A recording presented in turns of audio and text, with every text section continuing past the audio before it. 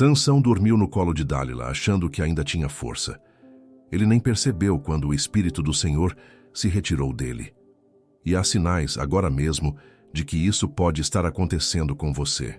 Há um momento na vida de todo homem e toda mulher que caminha com Deus em que o óleo começa a secar sobre a cabeça e ninguém percebe. Não vem trovão anunciando, não vem voz do céu gritando, cuidado.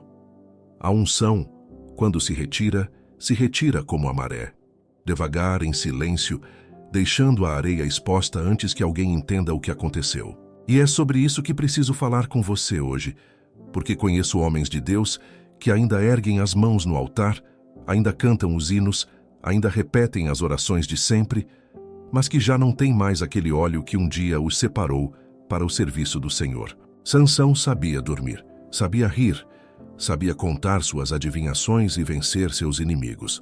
Mas houve um dia em que ele apoiou a cabeça no colo errado, confiou no lugar errado, e quando os filisteus vieram sobre ele, o texto sagrado registra algo que deveria fazer o coração de qualquer crente tremer. E ele não sabia que o Senhor se tinha retirado dele, como está escrito em Juízes, capítulo 16, versículo 20. Ele levantou-se do sono como das outras vezes, sacudindo-se, achando que ainda era o mesmo homem forte de antes. Mas não era mais. E essa é a advertência mais terrível de toda a Escritura. Você pode perder a unção e continuar se comportando como se ainda a tivesse.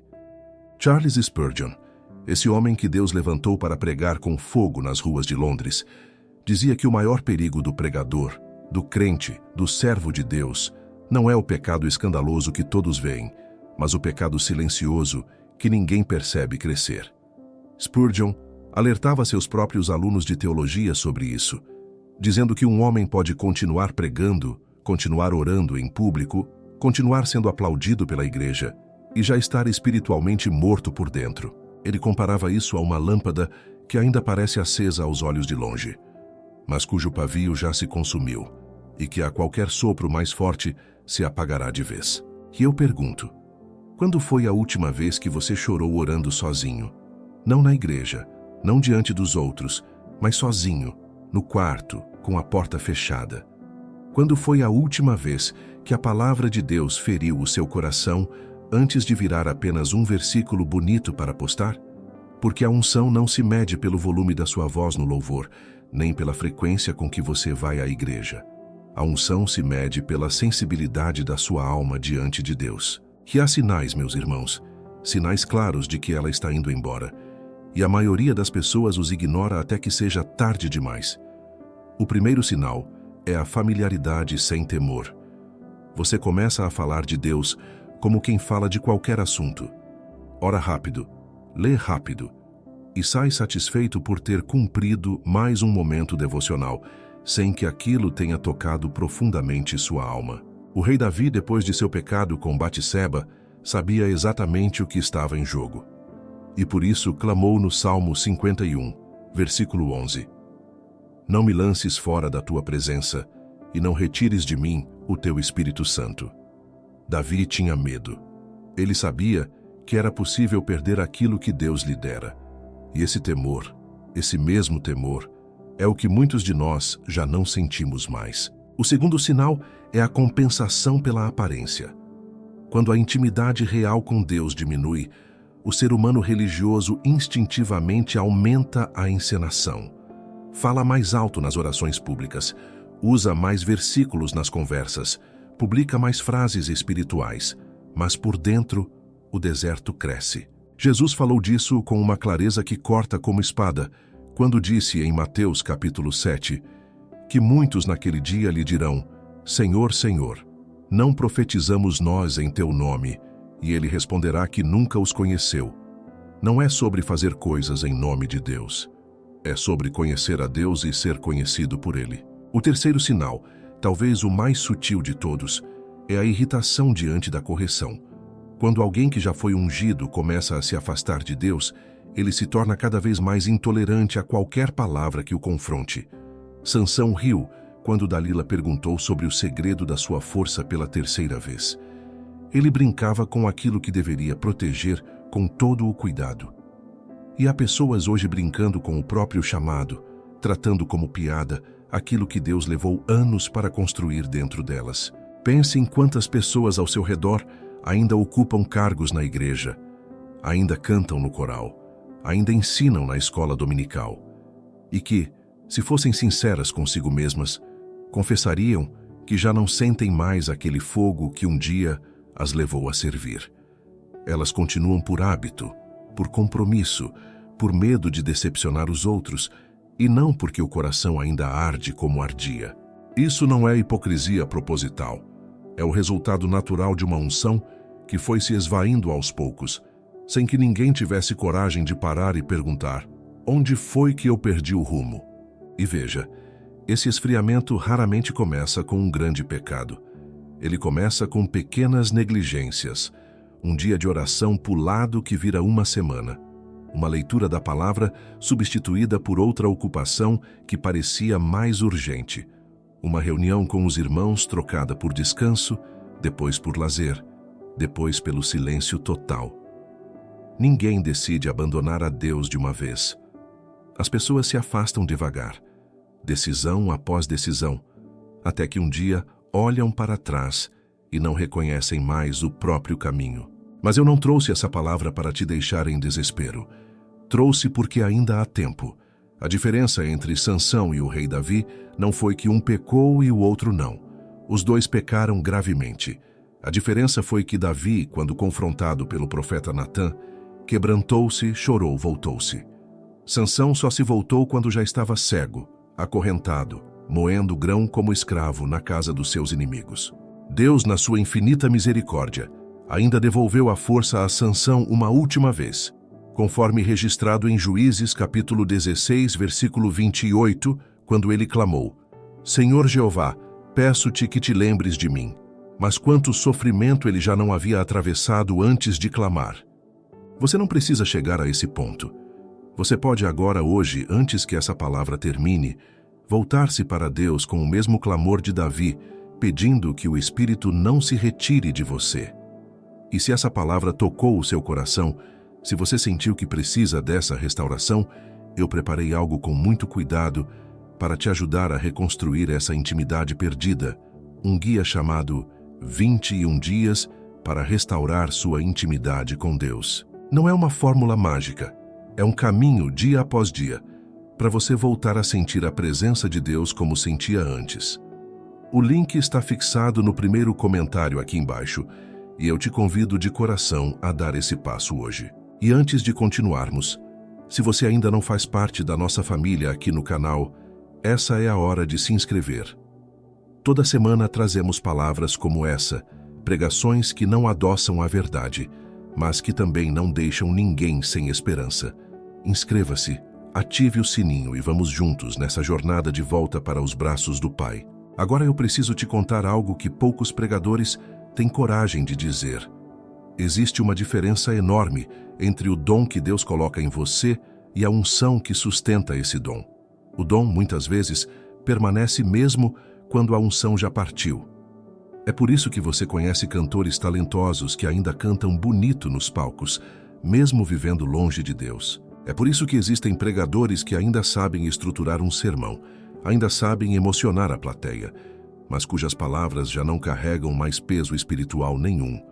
O dom é natural, a unção é sobrenatural, e o perigo mortal é confundir um pelo outro. O rei Saul é o retrato mais claro disso nas Escrituras.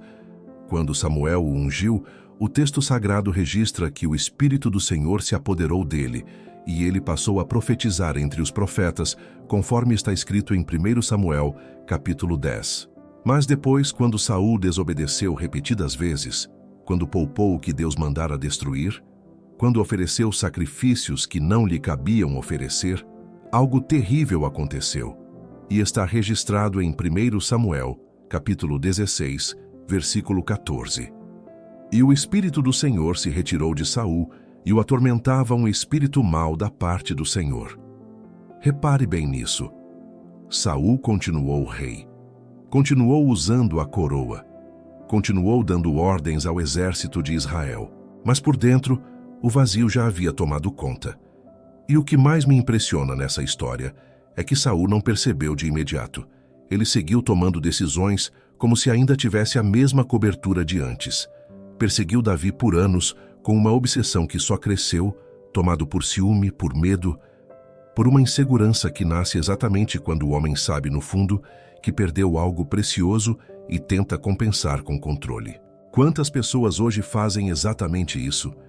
Perderam a paz que só Deus dá e tentam preenchê-la controlando tudo ao redor, brigando por posições na igreja, competindo por reconhecimento, ficando incomodadas quando outros são abençoados. Existe também aquilo que eu chamo de unção de aparência, que é talvez o disfarce mais perigoso que existe. São pessoas que aprenderam a imitar externamente o que um dia foi genuíno. Sabem a hora certa de levantar as mãos. Sabem a palavra certa para dizer numa oração pública. Sabem chorar no momento apropriado do culto. Mas se você perguntasse a elas, no silêncio de um quarto fechado, se realmente sentem a presença de Deus quando estão sozinhas, muitas ficariam sem resposta. Jesus advertiu sobre isso com palavras fortíssimas, dizendo em Mateus capítulo 15, versículo 8, citando o próprio profeta Isaías: "Este povo honra-me com os lábios, mas o seu coração está longe de mim." Há um sinal físico e emocional que costuma acompanhar essa retirada silenciosa da unção, e é a exaustão sem motivo aparente. Não estou falando do cansaço natural do corpo depois de um dia de trabalho. Estou falando daquele cansaço da alma, aquele peso que não passa nem com descanso, nem com férias, nem com distração. É a alma gritando que está sedenta, e a pessoa tentando calar esse grito com mais atividade, mais compromissos, mais barulho, quando na verdade precisava era de silêncio diante de Deus. O salmista descreve exatamente esse estado em Salmos, capítulo 42, versículo 1, quando escreve: "Como o cervo brama pelas correntes das águas, assim suspira a minha alma por ti, ó Deus." Outro sinal mais sutil ainda é a incapacidade de se alegrar com a bênção do próximo. Quando a unção está intacta, o coração se alegra genuinamente quando vê outro sendo abençoado, porque entende que a graça de Deus não é limitada. Mas quando a unção começa a secar, cada bênção alheia vira um espelho doloroso, lembrando a pessoa o que ela sente que perdeu. É o mesmo veneno que corroeu o coração de Caim quando viu a oferta de Abel sendo aceita e a sua rejeitada. Ele poderia ter se arrependido e buscado a Deus. Em vez disso, deixou a amargura crescer até que ela se tornou impossível de conter. E o resultado nós conhecemos, registrado logo nos primeiros capítulos de Gênesis. E talvez o sinal mais perigoso de todos seja a substituição da comunhão pela informação. Vivemos numa época em que é possível ouvir dezenas de pregações por semana, ler comentários bíblicos, participar de grupos de estudo e ainda assim estar espiritualmente seco, porque conhecimento sobre Deus não é o mesmo que intimidade com Deus. Você pode saber tudo sobre oração e nunca orar de verdade. Pode saber tudo sobre jejum e nunca sentir fome de Deus.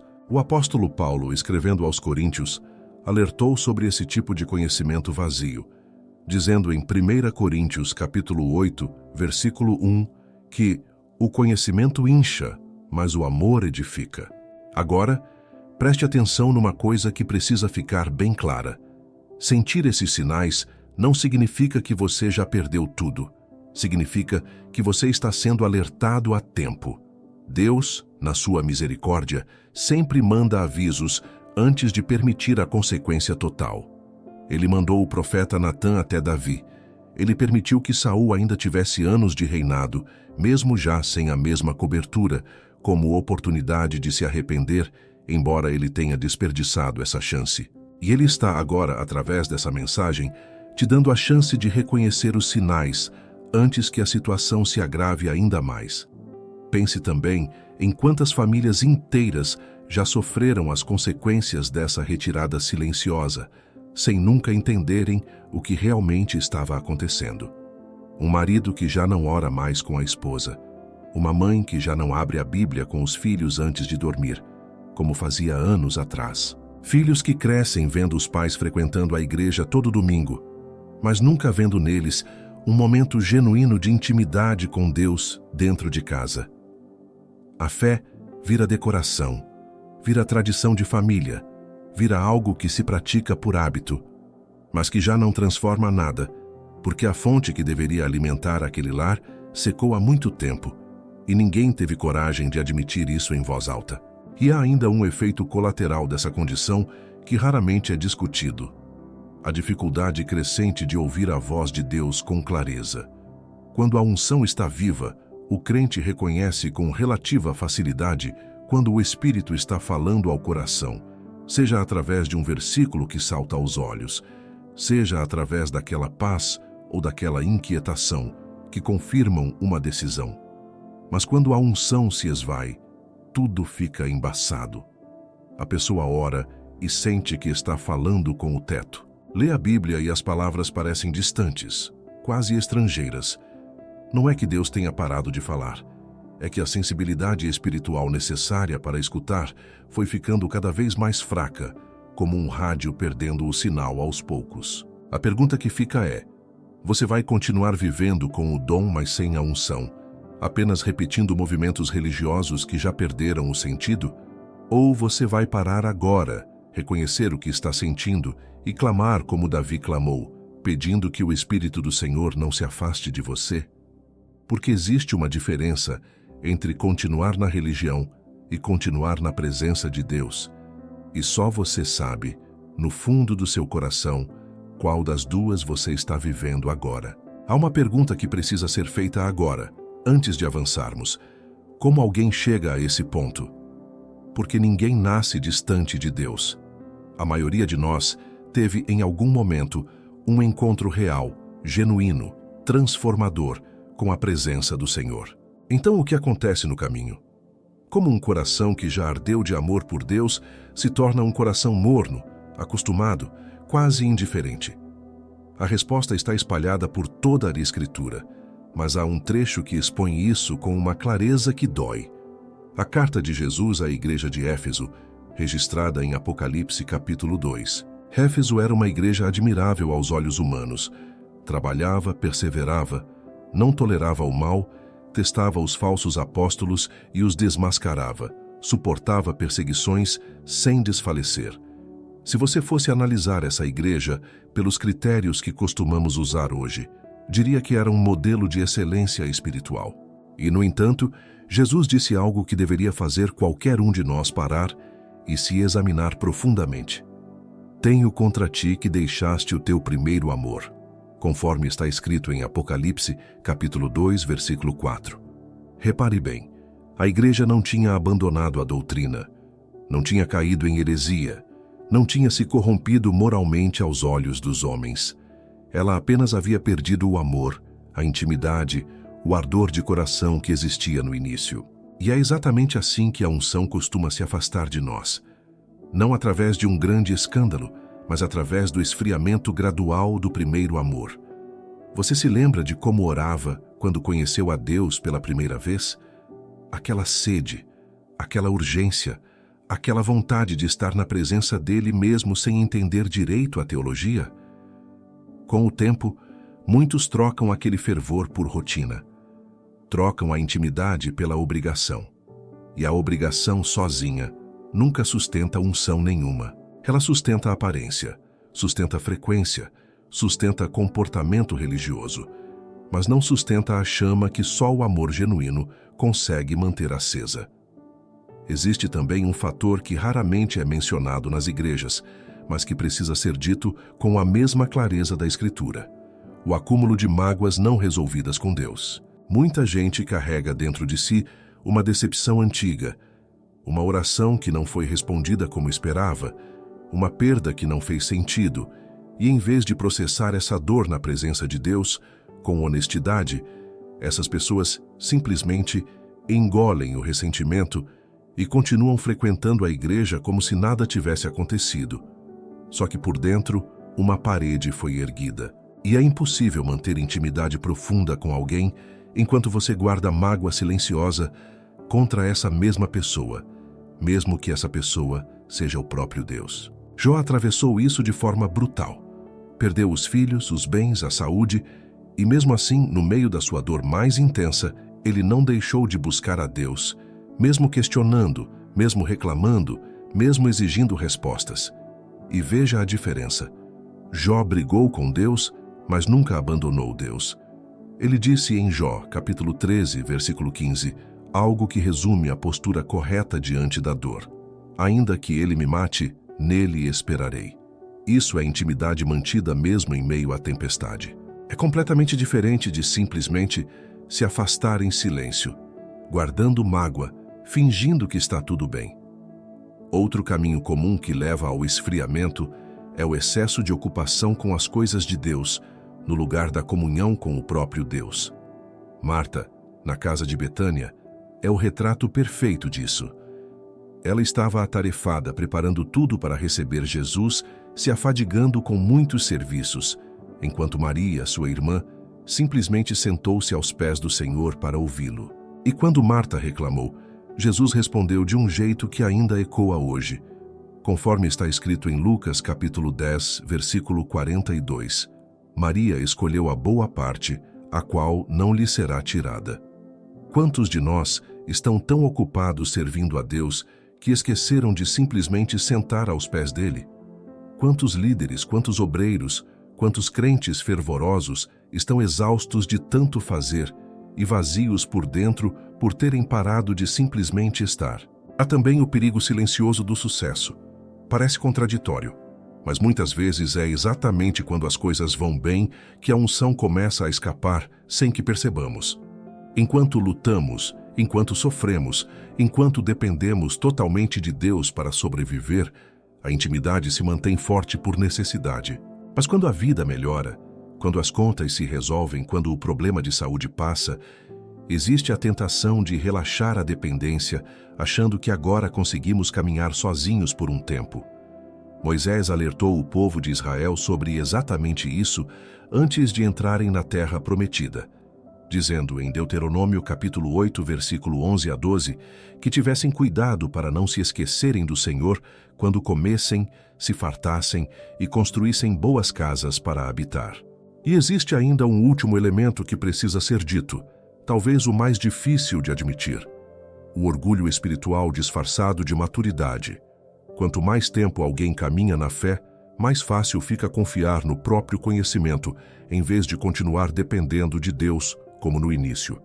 A pessoa aprende a Bíblia, aprende a linguagem da igreja, aprende a se comportar como um crente experiente e sutilmente começa a confiar nessa bagagem acumulada em vez de buscar todos os dias uma nova dose da presença de Deus.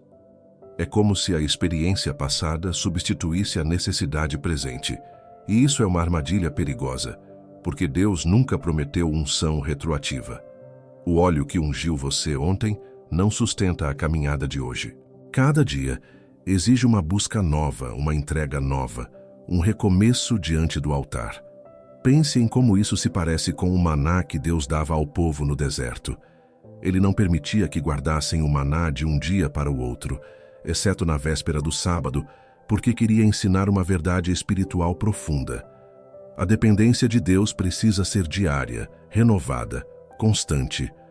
Quem tentava guardar o maná do dia anterior encontrava vermes e podridão pela manhã, conforme relata o livro de Êxodo, capítulo 16. Da mesma forma, a intimidade espiritual que você teve há 5 anos, há 10 anos, no dia da sua conversão, não sustenta sua alma hoje se você não estiver buscando algo novo, diariamente, na presença de Deus. Então, se você reconhece em si mesmo esse esfriamento, esse primeiro amor que ficou para trás, saiba que a mesma carta que expôs o problema de Éfeso também trouxe o remédio. Jesus não disse apenas, tenho isso contra ti. Ele disse, logo em seguida, no versículo 5 do mesmo capítulo, lembra-te, pois, de onde caíste, e arrepende-te e pratica as primeiras obras. Existe um caminho de volta. Não é sobre fingir um fervor que você não sente, é sobre voltar com honestidade ao lugar onde a chama ainda ardia e pedir a Deus que a reacenda. Agora quero te levar para um lugar da Escritura que poucos exploram quando falam sobre unção, mas que carrega uma das advertências mais sérias de toda a Bíblia sobre esse tema. o óleo santo da unção descrito em Êxodo, capítulo 30.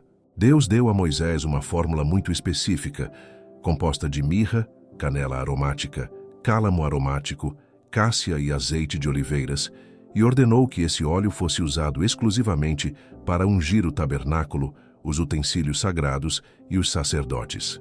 E então Deus disse algo impressionante, registrado em Êxodo capítulo 30, versículo 32. Esse óleo não deveria ser derramado sobre carne de homem comum, nem se deveria fazer outro semelhante, porque era santo e deveria ser tratado como santo. Repare bem no que isso significa espiritualmente. A unção nunca foi e nunca será algo comum, banal, disponível para qualquer uso que o ser humano quiser dar a ela. Ela é santa, e tudo que é santo exige um tratamento diferente, um cuidado diferente, uma reverência diferente.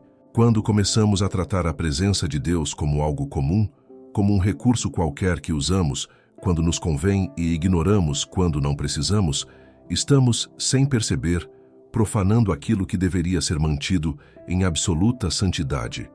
E é exatamente isso que muitos crentes fazem hoje sem perceber a gravidade do que estão fazendo. Existe uma cena na vida de Davi que ilustra perfeitamente essa reverência que se perdeu. Quando ele foi buscar a Arca da Aliança para trazê-la de volta a Jerusalém, colocou-a sobre um carro novo, um método que parecia prático, eficiente, moderno para os padrões da época. Mas Deus não havia ordenado que a arca fosse transportada assim. Ele havia estabelecido que ela deveria ser carregada nos ombros dos levitas, com varais específicos, de um jeito totalmente diferente. E quando os bois tropeçaram, e Uzá estendeu a mão para segurar a arca, algo terrível aconteceu, conforme relata 2 Samuel, capítulo 6, versículo 7. A ira do Senhor se acendeu contra Uzá, e ele morreu ali mesmo, ao lado da arca que tentava proteger. Muita gente lê essa passagem e fica horrorizada, achando Deus severo demais. Mas o que Deus estava ensinando, de forma dura e definitiva, é que as coisas sagradas não podem ser tratadas com métodos humanos, práticos, convenientes, apenas porque funcionam bem aos nossos olhos. A presença de Deus exige reverência exata, obediência exata, cuidado exato. E quando trazemos nossa própria lógica, nossa própria conveniência, para dentro do território sagrado da nossa vida espiritual, corremos o risco de perder exatamente aquilo que estávamos tentando preservar. Pense em quantas igrejas hoje transformaram a adoração em espetáculo, o púlpito em palco, a pregação em performance, tudo em nome de atrair mais pessoas, de parecer mais relevante, de competir com o entretenimento do mundo.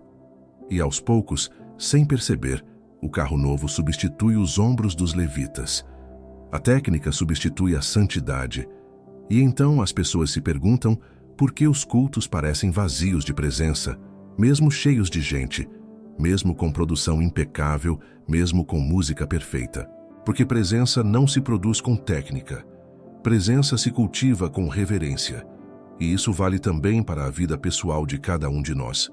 Você trata seu tempo com Deus como algo sagrado, protegido, intocável. Ou você o encaixa nas sobras do seu dia, quando ainda há tempo depois de tudo o mais ter sido resolvido. Você trata a sua Bíblia como um livro comum entre tantos outros, ou como a própria voz de Deus falando diretamente ao seu coração. Porque a forma como você trata o sagrado revela exatamente o valor que você atribui a ele. E o sagrado tratado como comum, com o tempo, deixa de manifestar seu poder, não porque Deus mudou, mas porque nós mudamos a maneira como nos aproximamos dele. Existe ainda um detalhe na receita daquele óleo sagrado que merece nossa atenção. Cada um dos ingredientes precisava ser medido com exatidão, preparado por alguém que entendia a arte de perfumaria, misturado na proporção correta. Não era um processo improvisado. Deus se importava com cada detalhe daquilo que representava sua presença entre o povo. E isso nos ensina algo profundo sobre como devemos cuidar da nossa própria vida espiritual, com intencionalidade, com atenção aos detalhes, sem deixar por conta do acaso aquilo que deveria ser cultivado com esmero. Quantos de nós tratam a oração como algo que acontece se sobrar tempo, e a leitura da palavra como algo que fazemos apressadamente, sem o mesmo cuidado que Deus teve ao preparar aquele óleo. E há também uma lição escondida, no fato de que aquele óleo específico não podia ser reproduzido para uso comum, sob pena de a pessoa ser eliminada do meio do povo, conforme o próprio texto de Êxodo adverte. Isso significa que a presença genuína de Deus não pode ser falsificada, imitada, produzida artificialmente por técnicas humanas, por mais sofisticadas que sejam. Você pode imitar a emoção de um culto com boa música e boa iluminação, mas não pode fabricar a presença real de Deus com nenhuma dessas ferramentas. Ela só vem através de um coração verdadeiramente rendido, humilde, faminto pela santidade que só Ele pode oferecer. Há também, nessa mesma linha, o perigo de imitar o sagrado sem possuir a santidade que o sustenta. Os filhos de Ó sacerdote Eli, Hofni e Finéias ministravam no tabernáculo, usavam as vestes sacerdotais, realizavam os rituais, mas o texto de 1 Samuel, capítulo 2, os descreve como homens que não conheciam ao Senhor, que abusavam das ofertas do povo, que se corrompiam moralmente enquanto ainda ostentavam o título sagrado de sacerdotes. E o final trágico deles, morrendo no mesmo dia em batalha, com a arca sendo capturada pelos filisteus, é um dos avisos mais fortes de toda a Escritura sobre o que acontece quando a forma permanece, mas a essência já se foi. Então, deixe-me te perguntar com toda a sinceridade que essa mensagem exige. Você tem tratado a sua vida espiritual com a reverência que ela merece, ou ela virou apenas mais uma rotina entre tantas outras da sua semana? Porque o óleo santo nunca foi feito para ser derramado sobre qualquer coisa, de qualquer jeito, por qualquer motivo. Ele exige separação, exige cuidado, exige um coração disposto a tratar como precioso aquilo que realmente é precioso. E isso não é sobre perfeição religiosa, é sobre honestidade diante de Deus, admitindo onde a reverência se perdeu e pedindo, com um coração sincero, que ela seja restaurada. E se você sentir agora mesmo que perdeu essa reverência em algum ponto do caminho, saiba que ainda existe tempo para reconstruí-la, começando pela decisão simples de voltar a tratar sua intimidade com Deus como o tesouro mais valioso que você possui. Existe uma pergunta que talvez esteja incomodando seu coração agora. Se a unção pode se retirar e se os sinais são tão sutis assim, como é possível ter certeza sobre o próprio estado espiritual? Como saber se você está apenas cansado, atravessando um vale temporário, ou se está de fato diante de um afastamento mais sério da presença de Deus? Essa distinção importa, porque nem todo período seco na alma significa que a unção partiu. Às vezes é apenas um deserto de provação, um tempo permitido por Deus para fortalecer aquilo que Ele mesmo colocou em você. E a Escritura nos dá ferramentas claras para discernir a diferença entre uma coisa e outra. O profeta Elias, depois de uma das maiores vitórias espirituais da sua vida, derrubando os profetas de Baal no Monte Carmelo, caiu numa depressão profunda, fugindo para o deserto e pedindo a Deus que tirasse sua vida, conforme relata 1 Reis, capítulo 19. Ele estava exausto, com medo, isolado, achando que era o único que ainda servia ao Senhor em toda a nação. Mas repare no que Deus não fez. Deus não retirou a unção de Elias por causa daquele momento de fraqueza. Ao contrário, Ele enviou um anjo para alimentá-lo, deixou que ele dormisse, cuidou do seu corpo antes mesmo de falar ao seu espírito, e depois se revelou a ele, não no vento forte, não no terremoto, não no fogo, mas numa voz mansa e delicada. Isso nos ensina algo fundamental. Exaustão espiritual, tristeza, até mesmo dúvida em momentos de crise, não são necessariamente sinais de que a unção partiu. Às vezes, são apenas sinais de que você é humano e de que Deus é paciente o suficiente para te restaurar antes de te confrontar. A diferença entre Elias e Saul não estava na fraqueza que ambos sentiram, porque os dois passaram por momentos de profunda angústia. A diferença estava na resposta a essa fraqueza. Elias, mesmo desanimado, continuou ouvindo a voz de Deus e obedecendo. Saul, diante da mesma pressão, foi consultar uma médium em Endor, buscando respostas fora da vontade declarada de Deus, como está registrado em 1 Samuel, capítulo 28, um ato que selou de forma ainda mais grave seu distanciamento. Então, o verdadeiro teste não é perguntar estou cansado ou estou sentindo seco, porque isso por si só é parte da experiência humana até dos maiores homens de Deus. O verdadeiro teste é perguntar: para onde eu tenho corrido quando sinto essa secura? Tenho corrido para mais perto de Deus, mesmo sem sentir nada, mesmo sem receber respostas imediatas? Ou tenho corrido para outras fontes, buscando preencher esse vazio com distrações, com relacionamentos errados, com substâncias, com um ativismo religioso vazio, que parece espiritual, mas que na verdade é apenas fuga disfarçada? Há também um teste prático que a própria Escritura nos oferece através do fruto do Espírito. Descrito por Paulo em Gálatas, capítulo 5, versículos 22 e 23. Amor, alegria, paz, longanimidade, benignidade, bondade, fidelidade, mansidão e domínio próprio. Esse fruto não é produzido pelo esforço humano, mas pela presença ativa do Espírito Santo na vida de alguém. Então, uma pergunta honesta que você pode fazer a si mesmo é: esses frutos têm aparecido em mim, ainda que de forma imperfeita, ou tenho notado o oposto crescendo dentro de mim, como irritação constante, ansiedade sem controle, amargura, impaciência com quase tudo e todos ao meu redor? Isso não significa que um único dia ruim, uma única explosão de raiva, prove que a unção se foi. Significa que um padrão contínuo, prolongado, sem nenhum sinal de arrependimento ou luta interna contra esse padrão, é um alerta sério que merece atenção. Porque quando a unção está presente, mesmo que a pessoa fale, existe uma convicção interna imediata, um incômodo do espírito que não deixa a consciência descansar até que haja arrependimento. E é exatamente essa convicção que começa a desaparecer quando a unção vai se retirando. A pessoa peca e não sente mais o mesmo peso. Peca de novo e sente ainda menos. Até que, como Sansão, ela já não percebe mais quando cruzou a linha que separava a presença da ausência. Há também uma diferença importante entre o silêncio de Deus, como método de amadurecimento, e o silêncio de Deus, como consequência de afastamento.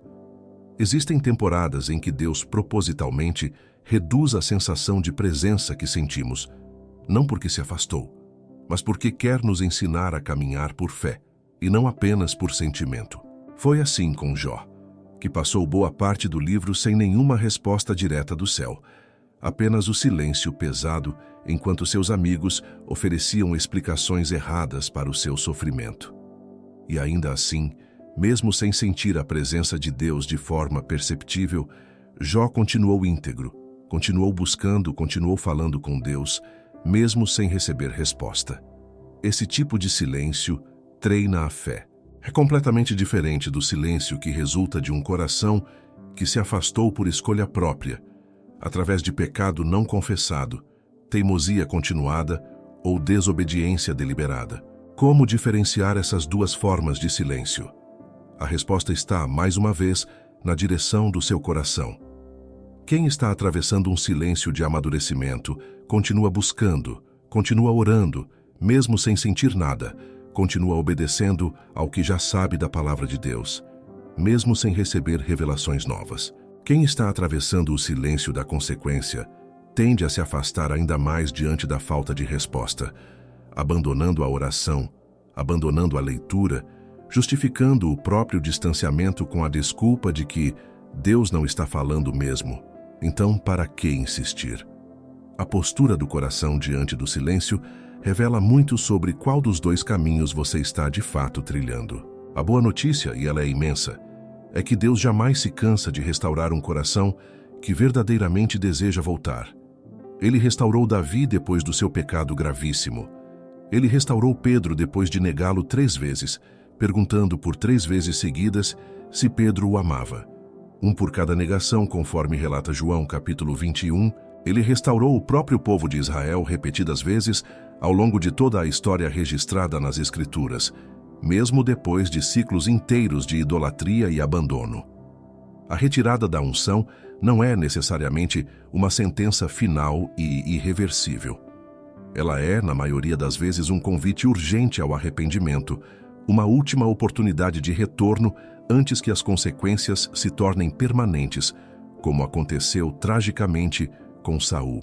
Então examine seu coração agora, nesse exato momento. Não com culpa paralisante, mas com honestidade corajosa.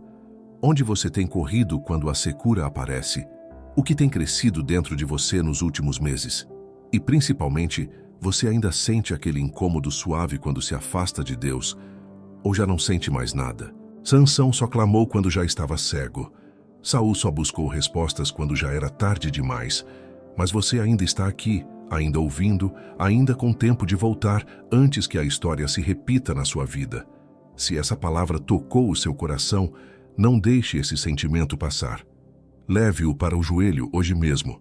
E se você quer um caminho prático para reconstruir essa intimidade, dia após dia, o guia 21 dias para restaurar sua intimidade com Deus está te esperando no link fixado no primeiro comentário. Obrigado por caminhar comigo até aqui. Se essa mensagem falou ao seu coração, inscreva-se no canal, deixe seu like e conte nos comentários o que Deus falou com você hoje. Muitas outras palavras como essa estão vindo por aí, logo na tela, e eu quero muito continuar essa jornada ao seu lado